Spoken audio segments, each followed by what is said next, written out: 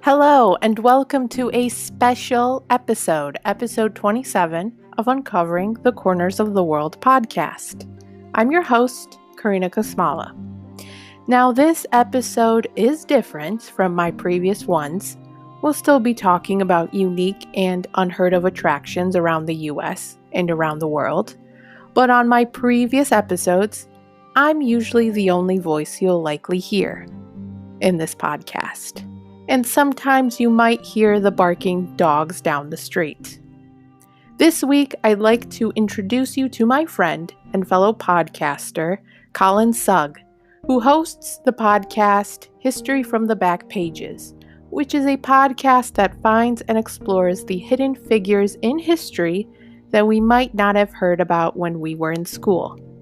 He also co-hosts a podcast with DJ Benny the Bull called The Bull and Hawk Show that critiques recent sports games as well as interviews student athletes from various sports. This week we talked about 3 attractions in Wisconsin. The first one was the Dancing Horse Theater located at 5065 WI-50 in Delavan, Wisconsin, the Geneva Lake Museum at 225 Mill Street, Lake Geneva, and the Lake Geneva Ziplines and Adventures located at N3232 County Road H, Lake Geneva. So, Collin, what is your favorite place that you visited in Wisconsin? Well, I'm a big fan of Lake Geneva, Wisconsin. My family's been going there for decades. My grandpa on my father's side have been going there for years. And my family has went with my grandparents and my aunts, and all of us and cousins would go to Lake Geneva for a couple days. And one of the locations I want to talk about is not technically in Lake Geneva, it's in Delavan, Wisconsin, which is minutes away from Lake Geneva. Pretty much, if you don't want to be in hustle bustle of the tourist downtown Main Street in Lake Geneva, Delavan is where you want to go, because they have hotels there that are more off the beaten path that require a car, but you don't see tourists outside your window all the time. So what's in Delavan? It's the Dancing Horse Theater. Dancing Horse Theater is a very fun dancing, as the name implies. They have dancing horses, and on the website there is the dancinghorses.com is the official website. They mentioned the About page, and this is pretty much what I knew, and when I've been to it multiple times, they have said in like the opening introduction, the opening salvo, it was a young girl's dream. She loved stallions, she loved horses, and her dream was one day to open a dancing horse feeder.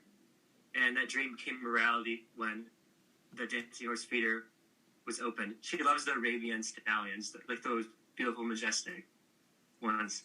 Wait, so like the main actors are actual horses, and it's not like a circus show, but more like a theater production? It's pretty much so how it goes is they have a beautiful array of horses in many different colors. And they have the horse trainers and like acrobats and different kind of people. So they'll lead the horses onto the like stage. It's pretty much just like dirt, like arena style.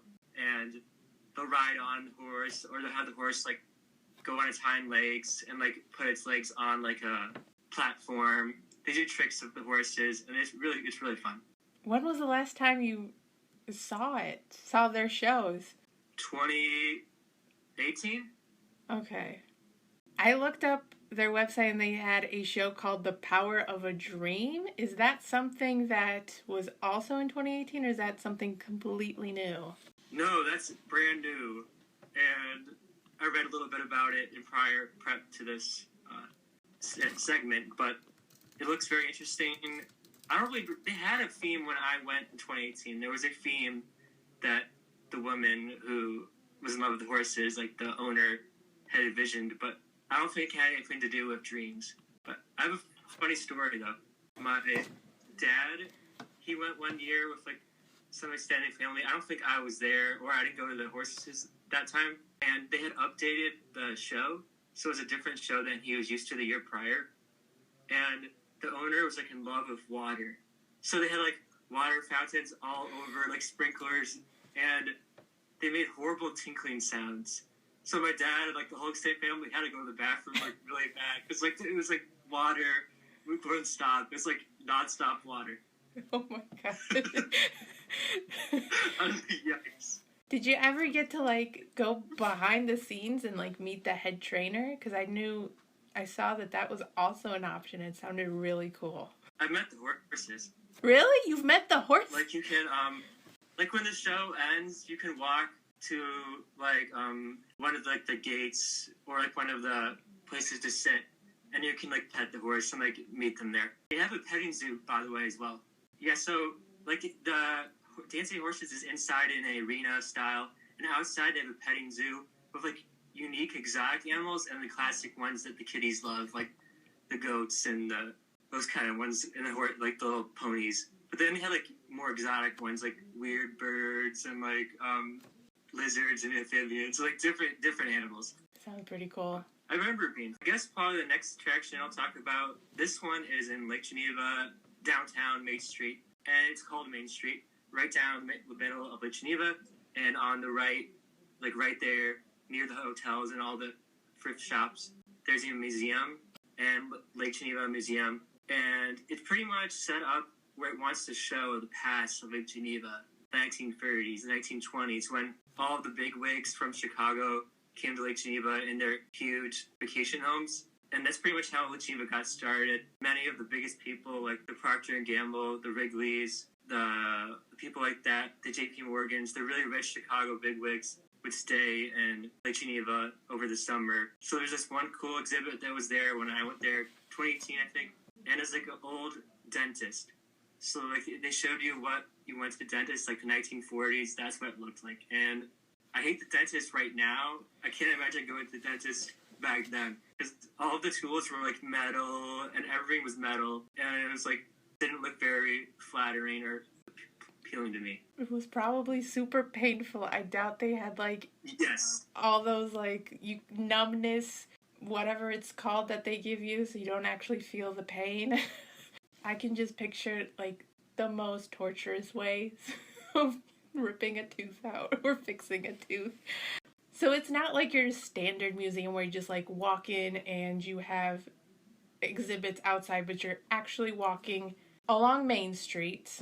Was there any other place along that street besides the dentist workstation that you visited? Well, so the dentist workstation's like inside the museum, but it's like set up like inside outside. So some of the exhibits are outside, but most of them are inside the museum. But it's basically like a warehouse style. They have a lot of exhibits, like the dentist, old houses, and like the history behind the houses and like who bought it when. Because that's like a big reason to go to Lake Geneva if you really like history and beautiful mansions, beautiful homes. A lot of the history behind the homes. You can learn a lot about that if you go to the museum. Pretty cool. I've only been one time with my dad. We spent the one time, but we enjoyed it though. Okay. I'm a fan of museums. I like going to museums. That's like one of my passions. Now the last one. Lake Geneva Ziplines and Adventures, and I was already full force, I was like, this is what I want to do. Have you done it? Yes, I've done this one 3 times, or 2 or 3, because I went with my dad's sister and her English sustained partner in 2017, then I went with my cousin Aiden in 2018, and then, so I guess I've been twice, but it's very fun, and pretty much you need a car for this. So you'll travel a little bit off the beaten path, away from Lake Geneva proper, like the city tourist stations, to go to the zip line. And of course, they need a huge location, lots of acres, lots of land for the zip line. You get there, and the first time I went, it was it was like a regular old tourist center. It wasn't anything special, but then they remodeled it during that year. So I went again. It was like a beautiful, brand new, state-of-the-art visitor center. Like, when you saw it from like the street, you'd be like, I want to go to this place. And how it's set up is, from what I remember, you go to the visitor center, check in. You've done that from online. You check in, and then they do a crash course of your equipment. So you get on like your harness, your vest, your helmet, all the equipment you'll need for the zip lining. And then they'll tell you a little bit about what not to do, because if you screw up, there can be big problems. And one of the reasons why they mention that at the beginning is at certain points on the ziplining tour, you're going to have to stop. And you don't want to go way off like the platforms, because their platform's way up in the high, like the trees, way up high. So when getting to like each platform, you don't want to stop and start too fast, because you might get stuck in like the middle of the zip line. So then you have to get to the other side. So they tell you all that stuff. Did that ever happen that someone got stuck in the middle of like their zip line? It never happened to me when I was there or anything, but it has happened supposedly. Because they have like a limit of how many people go on each tour. I think it was like 12 is like how many go. And they start off easiest to hardest, of course, and then it gets more fun at each one. So like the first one's like the training one. Like this is the simple one, the one for beginners, which makes sense. And they help you along the way. They have guides, like free guides go with you. So like they're helping you along the way. And by the end, you end up starting at where you started. A lot of stairs. So if you don't like stairs, that might be a problem. Because you have to climb the stairs to get to like different platforms when you like land from like the zip line. It's fun though. Did you ever look down when you were ziplining? Yes, I have looked down. How likely are you going to hit a tree if you zipline? Oh, zero. Very, very unlikely. Okay. So there's not any danger. It's completely set up for you to succeed. And as long as you follow the rule, what they say, the guidelines, and you'll be very fine. I'd like to thank Collin for joining me on this week's episode as we talked about attractions in both Lake Geneva, Wisconsin and in Delevan, Wisconsin. And I'd like to thank the listeners for tuning into this week's episode. Check out Collin's podcasts, History from the Back Pages, and The Bull and Hawk Show, both available on Anchor, Spotify, Apple Podcasts, and wherever you get your podcasts. Be on the lookout for a new episode next week on Uncovering the Corners of the World podcasts. Have a great weekend.